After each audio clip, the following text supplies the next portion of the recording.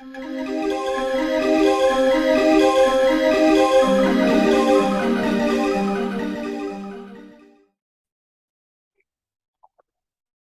everybody. I just wanted to read a couple things that KB shared in the Telegram chat group. And I think these are really important. One of them is from Truman Cash. And I'm just going to read this. In his revealing book, The Eye of Ra, the frequent alien abductee, Truman Cash recalls through hypnosis many episodes from past lives. He writes, when one engages in extensive past life therapy, one will uncover many different types of implant stations. These are spirit traps that are designed to trick a free being and then force the being into a body. The common denominator of these experiences is electronics. There are many different types of high-tech electronic methods to accomplish this. It appears that electromagnetics plays a key role in this process. What I find amazing is that beings without bodies can be effectively controlled with electronics. So I'm going to continue to read this. It just really sounds like what I've uncovered on this channel, and I'm going to follow it up with somebody else's input on what they think we're in here, but let me continue. For example, on December 3rd, 1995, I uncovered an incident that started out with me as a free being in space. I became interested in a very large disc-shaped craft, so I entered it. I was then pushed by an electronic force field into a small confinement area near the edge of the inside of the craft. I was then sucked into a body via some type of electronic tractor beam. Then I was anchored in the body through a series of electronic wave pulses that felt like very intense electric shocks. It overwhelmed me and then just beat me into the head of this body. So this is interesting because in one of my books, I wrote about a soul retrieving machine that does all this stuff.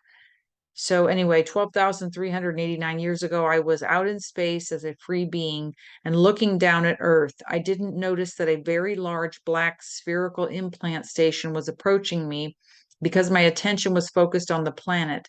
An invisible electronic tractor beam locked onto me and began pulling me into a circular concave structure on the implant station. The extreme power of this tractor beam overwhelmed me and made me feel awful.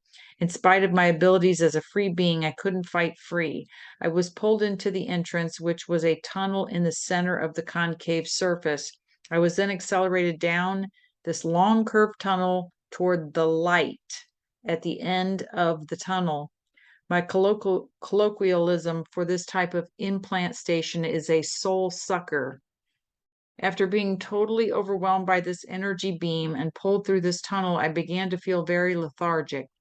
I then found myself in an implanting room being compressed into a female body by a powerful white light energy beam that beat me into a body. This energy beam was so irritating that I felt like screaming. I began to try to fight back with the body. That's when they knew that the implantation was finished because I was using my body to fight back. Two tall insectoid beings, hello, we talk about insects on this channel, that looked like praying mantises, then escorted me to another part of the implant station. I was now in a very large white light room. 12,389 years ago, I was out in space as a free being and looking down at Earth. I didn't notice that a very large black spherical implant station was approaching me because my attention was focused on the planet. Okay, this is repeating. All right. Through telepathic hypnosis, I hear a very soothing, hypnotic voice whispering in my head, sleep. Don't worry. We'll take care of you. Don't remember. You have no past. You will not need to remember your past. Be here now. No more thoughts of the past. Forget the past. Move forward into a new life. You will begin a new life in the light. Doesn't this sound like all the New Age books? There's even a New Age book that's called Be Here Now. After I was thoroughly inculcated in this white light amnesia room, two insectoids approached me and told me that I was ready to begin my new life. This involves an alien, a bug-like one, a praying mantis alien. I have the impression of a voice possibly programming something flashed in my head. I'm just going on impressions. I saw that foggy light. I hear a voice say, go to the light, and I go to the light. Start at the beginning of this incident and see if you can pick up more details. I'm not going to the beginning, about the middle of the incident. The phrase, go to the light. It's an implant station. I see a big round sphere like a space station, maybe. What happens next? The insect guy. I think right before that, I'm in an area that feels like a round room, and there's this intense white, blinding light coming from the walls. The room that I was in was a sphere with the diameter of about 12 feet. The walls of the inside of the sphere were radiating this bright white light force field. There's a struggle to counteract the force of the light that's 360 degrees around me, that's forcing me into this body. I feel it in my body, not just my head, in my torso. They're not just compressing me into a head. Oh man, don't go to the light. Down by my feet is a cocoon-shaped capsule. The conveyor slides me into it, and the top is put on. I'm shut in this capsule and shot onto this planet. I think it's Earth. Return to the beginning of the incident. Okay, I'm going into a big, huge sphere space station. I'm going through a tunnel of light. At the end of the tunnel is this room and a body with intense light and power that just presses and pushes on me, forces me into this body. I can feel the body now as the force field pushes me in. It's Caucasian, naked male.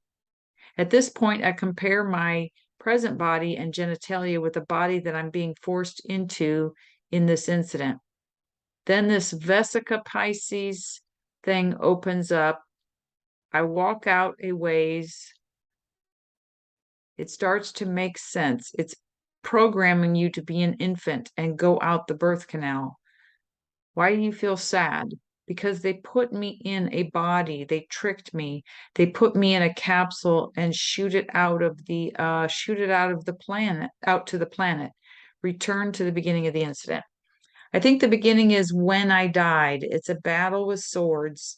I think a sword goes right through me in my abdomen. I hear this, go to the light.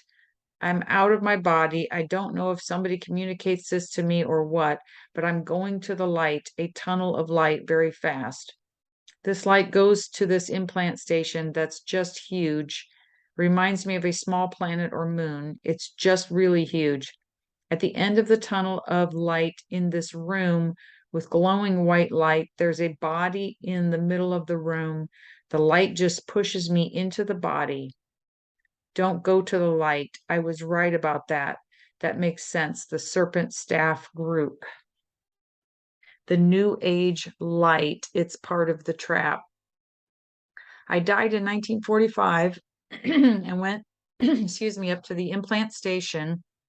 It seems I always report into the same one. The tunnel of light. I went into the room where the people are milling around.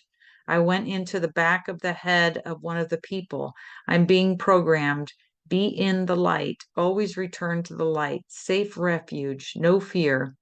I can see why people are drawn to it. It's like taking a vacation, milling around in the white light. There's no pain there. You're being programmed to be a sheep. You aren't exposed to stuff. There are other parts of the ship where you are rammed into bodies with force beams. I leave my body and pulled into a tunnel of light. It just pulls you like a force you can't resist. It's like a soul-sucking tractor beam. It just sucks you in. It's almost the exact parallel to when I was first put in a body 12,389 years ago in the Atlantis incident where I was sacrificed. There's a sphere about 12 feet in diameter, the light at the end of the tunnel. The walls of this device are glowing with a white light. There's a male body in the middle of the sphere. I'm being squeezed into the body. At first, I thought there were light beings. These are the praying mantis guys. They take me into the white, misty light.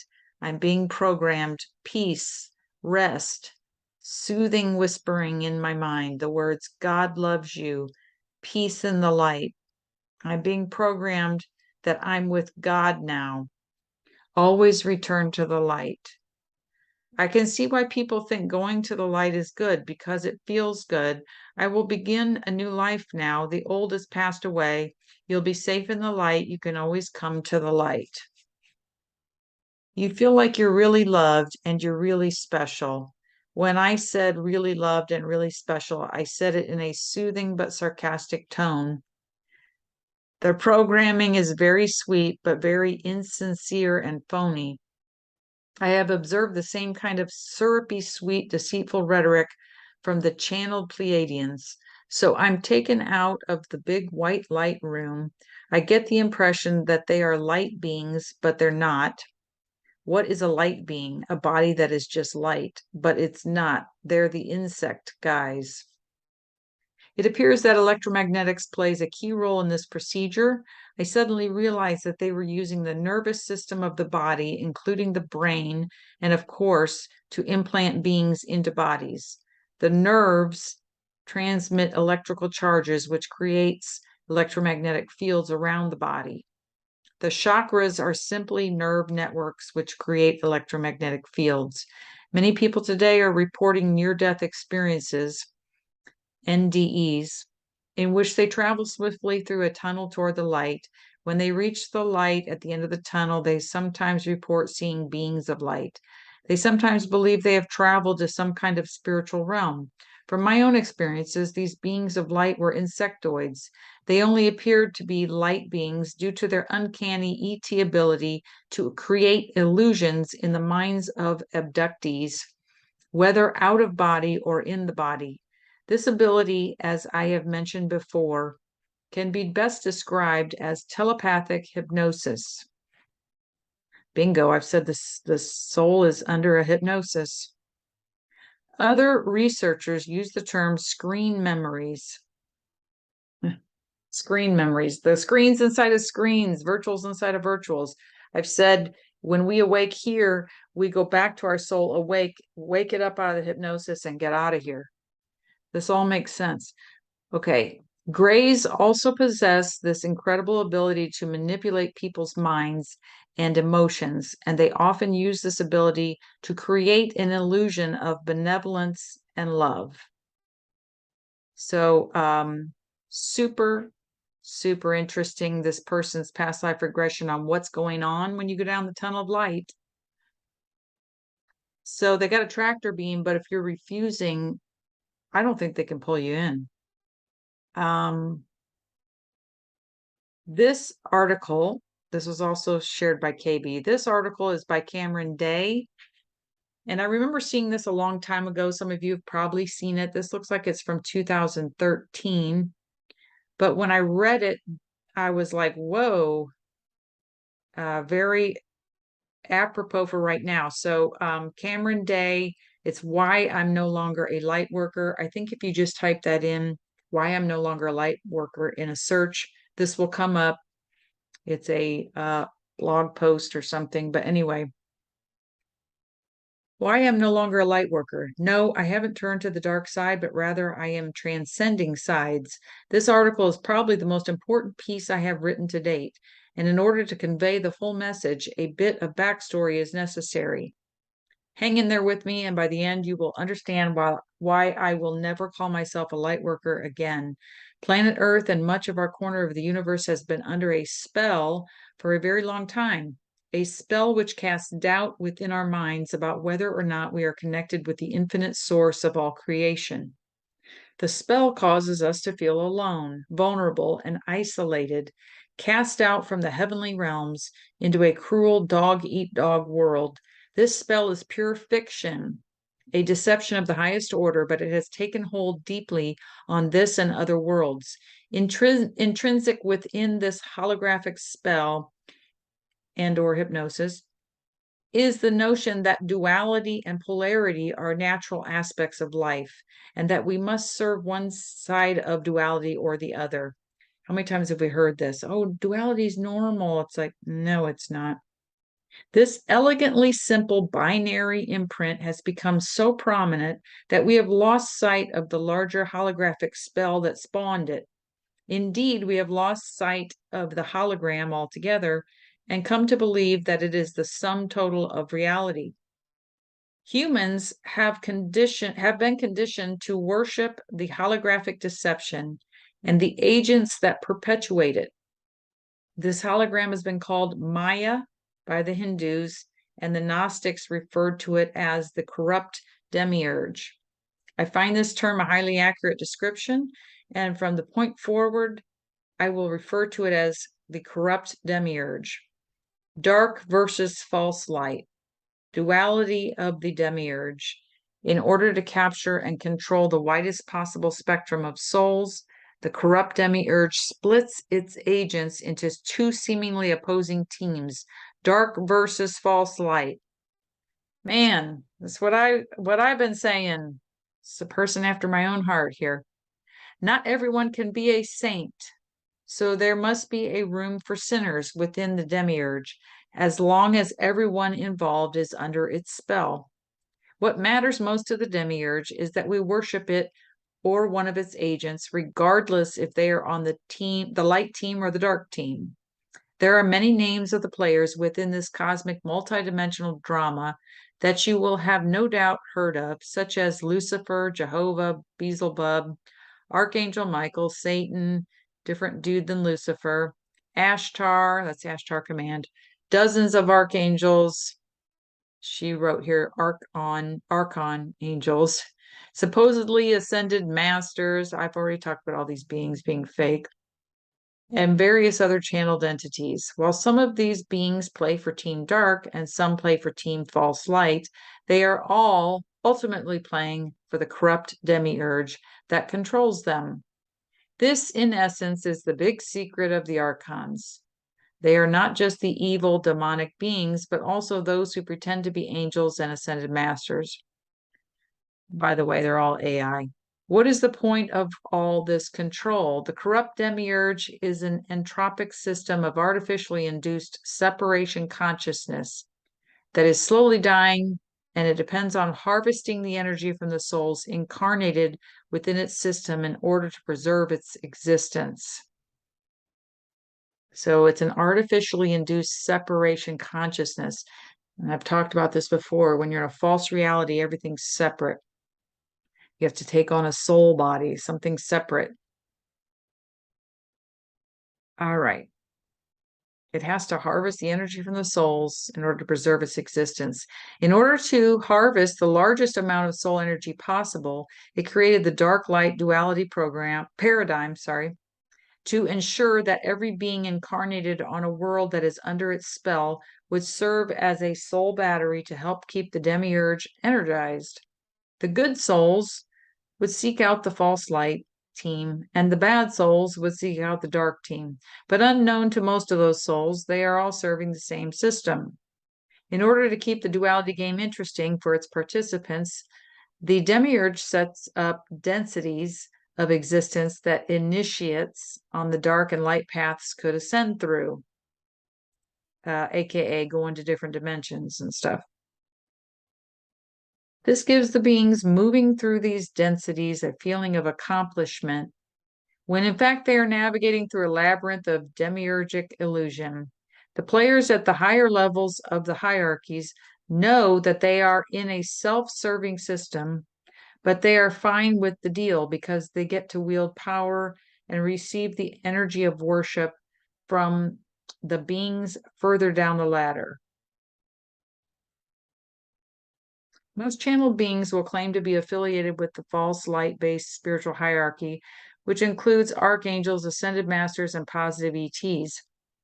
These channeled messages are a dime a thousand. Yes, they are. And more keep pouring out every day. The dirty little secret is that these beings are beholden to the corrupt demiurge, and are waging a psychological battle on people that don't want to be associated with any formal religious structure. In other words, the New Age is a multidimensional psychological operation designed to channel the soul energy of the believers of these teachings up to the ascended teachers. Another one of their secrets is that most of the so-called ascended masters in their hierarchy never had a human incarnation. Anywhere you have a hierarchy of separation and people above others, it's a fake reality. These are incredibly deceptive beings that are playing a game in order to garner the energy of worship. In the real universe of non-deception, nobody would worship them, but in the illusory sub-universe of the corrupt demiurge, they are able to trick good-hearted people into pouring energies of love, devotion, and praise into them. As for the archon angels, they are in more or less the same category. They are not aligned with the infinite source of all creation, but rather they serve a lesser being posing as the creator, the corrupt demiurge. Therefore, they are not what I would call angels. I call them angles because they're AI, right angles. They are not what I would call angels at all. In honor of the truly deceptive nature of these beings, I have given them a new, more accurate title, the spiritual liarchy. The dark side makes the false light look good. The two teams have to play their parts convincingly, and the dark team has really embraced their role as villainous scum, ready to rape, kill, torture, and do any sort of depraved thing that they can get away with. The dark side is designed to be incredibly repugnant so that the majority of the good souls will run to the other end of the polarity, right into the loving embrace of one of the false light's patriarchal religions, or to their New Age religion with its legion of channels and masters. Earth has been a difficult planet for the corrupt demiurge to fully control. Human beings were once very aware of their connection to infinite source and all of life, and that awareness has been maintained by spiritual individuals throughout the entire reign of darkness on this planet. Because this awareness could not be beaten out of us by the dark forces, a plan was formed to co-opt the spiritual nature of human beings. First, patriarchal religions were formed and imposed on as many people of the world as possible. Anyone who didn't adhere to one of the major religions was an outcast for much of history until the last century when the Theosophist movement was born, which set the foundation for the New Age movement to emerge in the 50s, 60s, and 70s. The New Age movement has continued to gain momentum as it has attracted many of the people who turned away from the hypocrisy of patriarchal religion.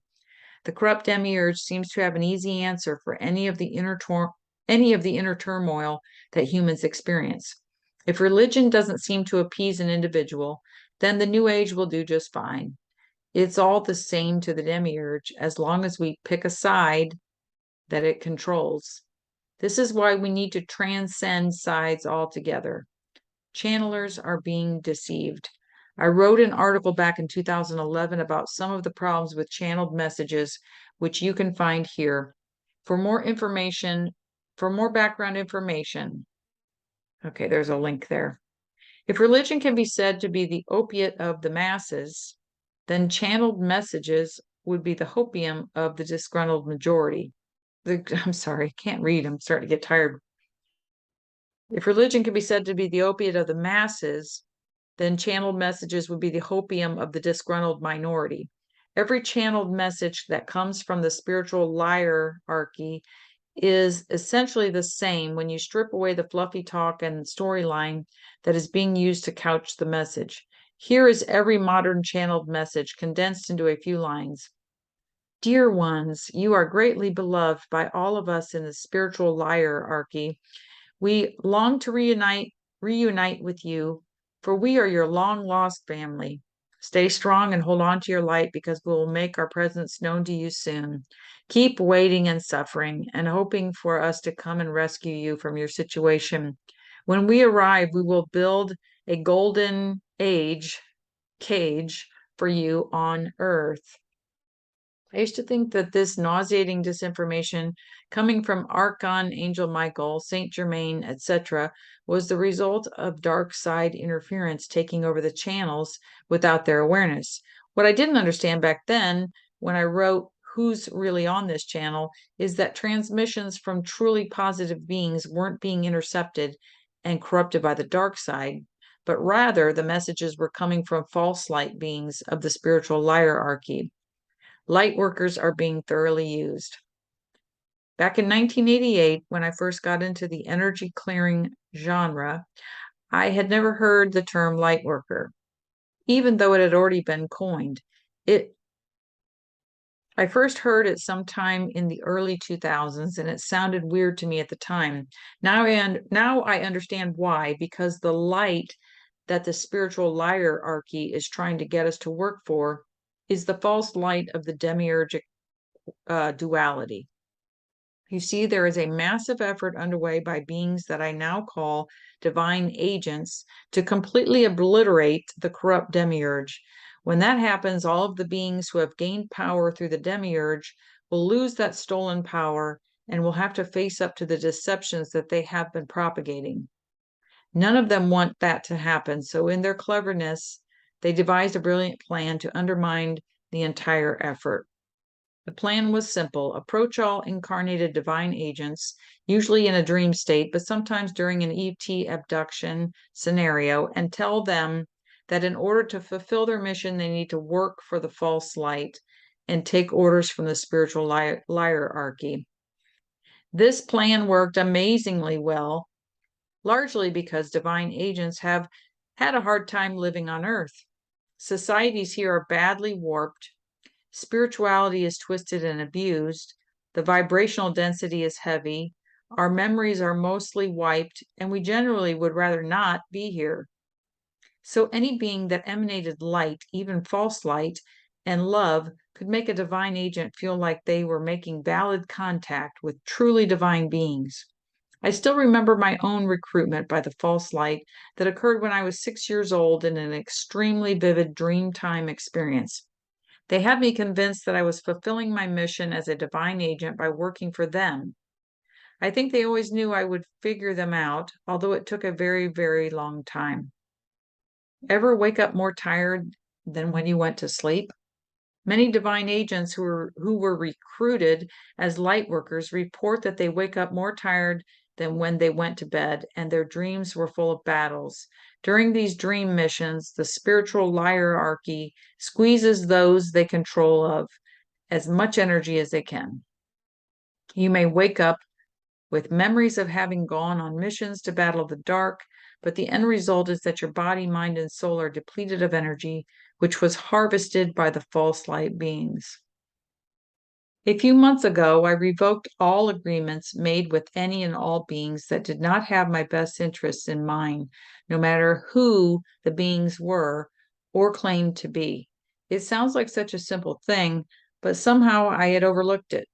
During the process, I felt resistance from beings who were claiming to be positive, but I stood strong and told them that I refuse to be manipulated into giving energy to the demiurge.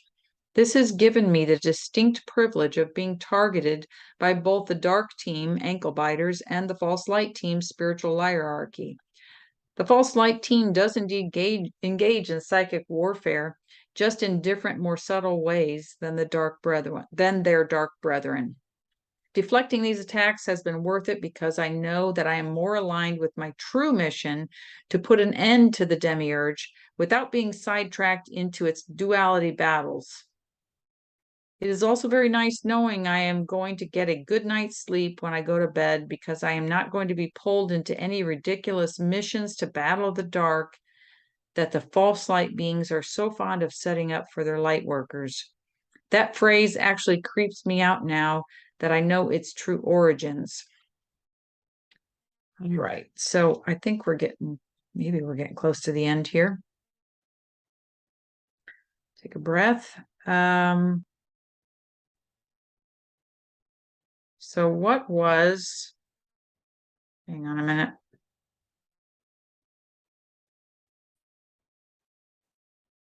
All right, what was that about a golden age? cage. The false light beings working for the corrupt demiurge want to maintain their control over the human race. Our soul energy and agreements to live in our current cage empowers the demiurge and the beings that serve it, and they are not going to give that energy up easily. We are at this very moment in a struggle for our freedom.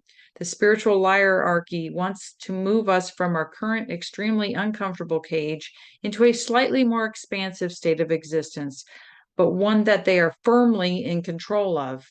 Okay, this is all stuff I've seen, this 5D crap. One metaphor to describe our current situation is that we are like a flock of chickens pent up inside a tiny, dark, smelly chicken coop.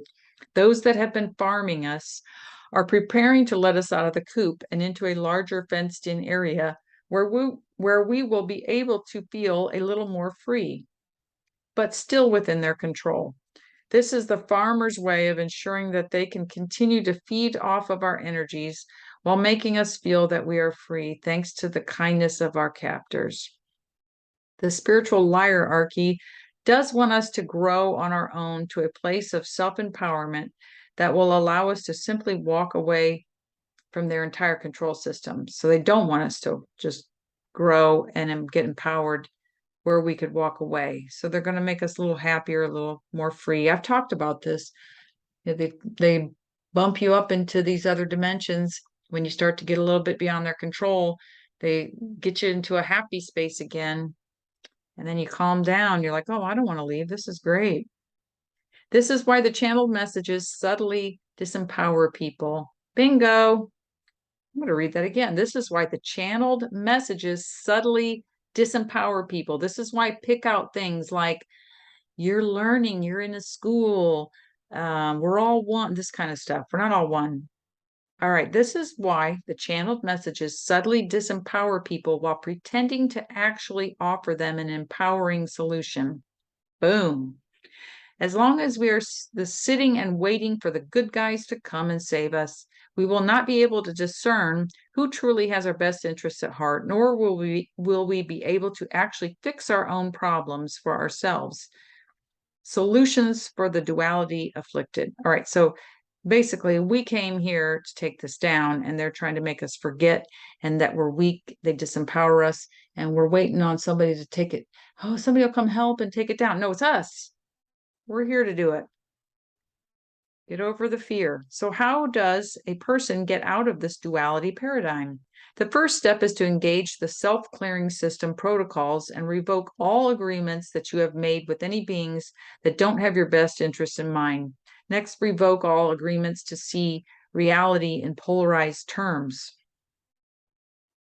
Every time you revoke agreements, be sure to reclaim your energy that had gone into them. So that's very interesting because I've been talking with people about pulling all your energy back that you gave to something. So maybe we can do that while I'm reading this. Revoke all agreements you made with any beings that don't have your best interest in mind. And now, I revoke all agreements to see reality in polarized terms.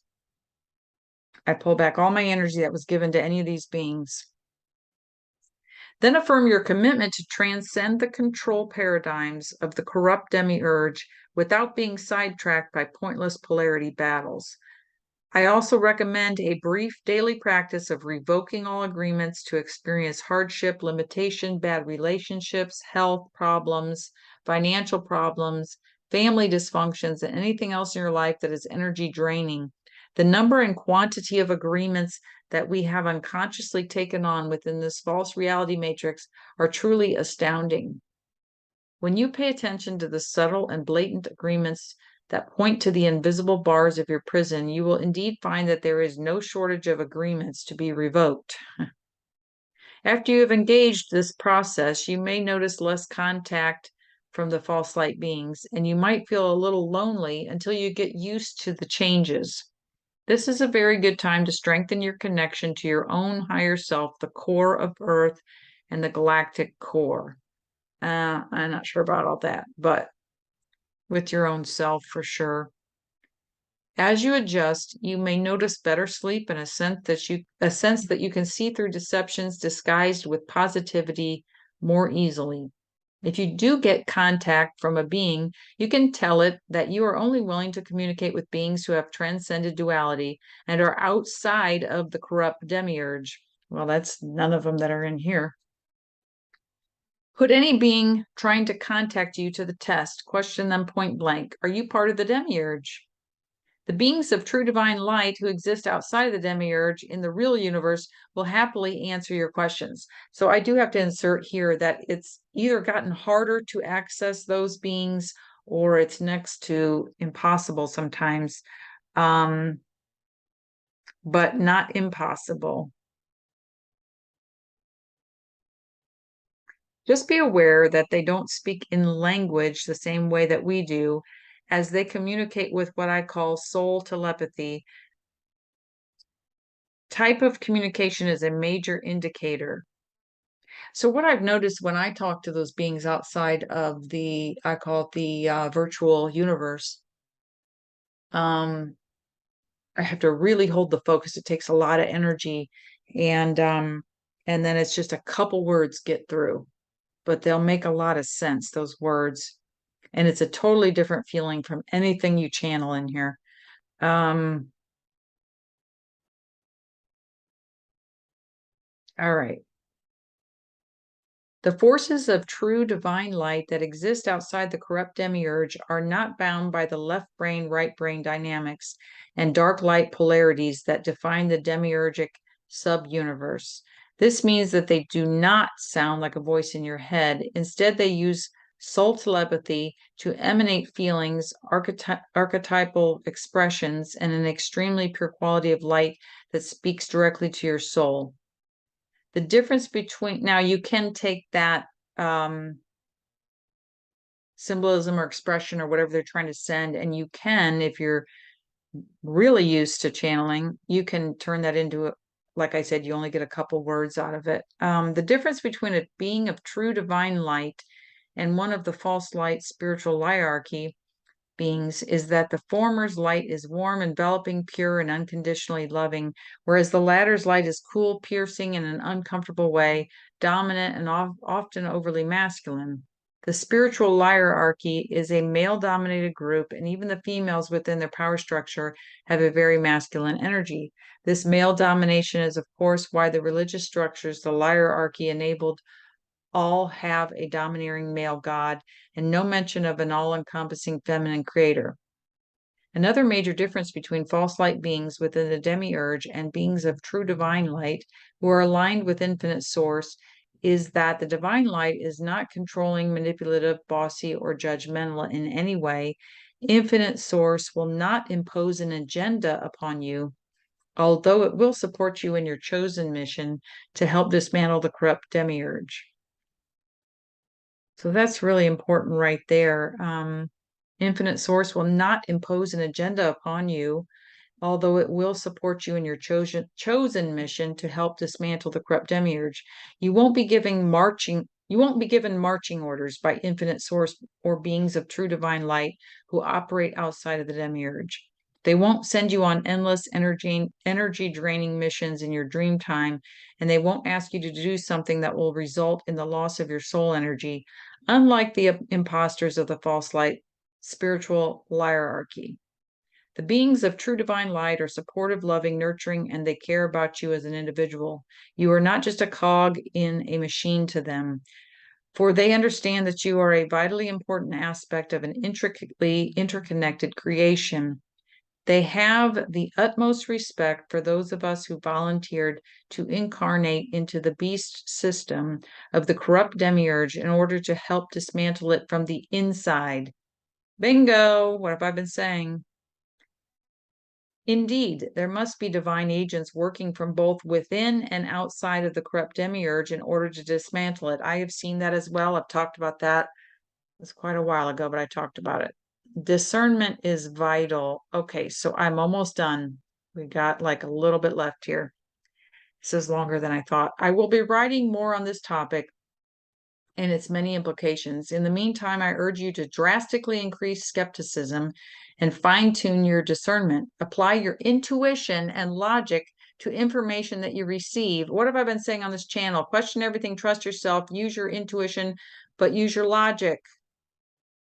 Apply your intuition and logic to information that you receive and ask yourself, what is the agenda here? There's indeed a very large multidimensional conspiracy at work on this planet, and it draws power from us by pushing us into one spectrum of polarity or another. Anyone urging you to choose a side simply hasn't woken up to the fact that both sides are two halves of the same coin that is controlled by the corrupt demiurge. I urge you to discuss these ideas with those close to you and look for ways that you may have been manipulated by the false light in the past. It's nothing to be ashamed of. The false light beings are amazingly skilled liars and manipulators. Most of you reading this have already chosen to be a divine agent and incarnate for the purpose of dismantling the demiurgic control system. You have already made your choice, and now you need to carry out your individual mission. In order to do that, it is vitally important to sever all ties with the false light spiritual hierarchy. Take some time to regain energy and strength if necessary, and ask your divine inner self to reveal to you what it is that you specifically need to do. Stand strong in the true light of your divine inner self and infinite source. Much love, Cameron Day. That pretty much sums it up, other than the fact that the demiurge sub-universe is a matrix, false reality. Matrix is inside of false universes, but they're all AI. It's all tricks and games and magic and smoke and mirrors and literally mirrors, illusions and devices and using magnetics and all this stuff. It's just a big joke. So let's take this thing down. I probably won't be on here for a while, although I do have an interview to do. So we'll see what happens. But everybody, go into yourselves, trust yourselves, start refusing this timeline that they're trying to unroll on us this coming fall. Right now it's the end of August, so September, October, and going into 2023, we got to be refusing this. If you know how to do work, go in and do the astral work, shut this down. Remember, you're just in the mind of a computer. Just go in with your mind and your intention, do what you can, and let's keep holding the truth here, which dismantles a false reality. You can't have truth in a false reality. So we are creating cracks in it, and we are making a difference, and that's why we're getting hammered. So I'm going to take a break from the hammering, at least go off of here and direct a little more energy into hammering the matrix. All right, everybody, much love.